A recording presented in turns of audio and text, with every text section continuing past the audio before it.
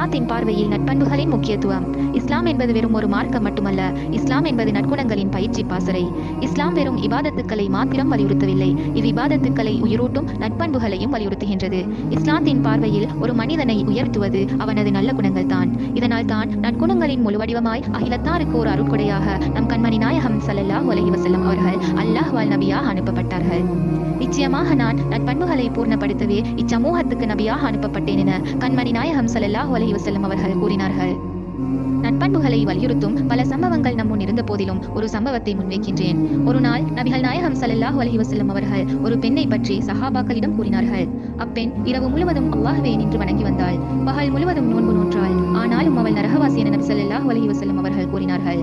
இதை கேட்ட சஹாபாக்கள் ஆச்சரியமடைந்து யா ரசூலல்லாஹ் எதனால் என்று கேட்டார்கள். அதற்கு நபி ஸல்லல்லாஹு அலைஹி வஸல்லம் அவர்கள் அப்பெண் தன் அயலவருடன் நல்ல முறையில் நடந்து கொள்ளவில்லை என்றார்கள்.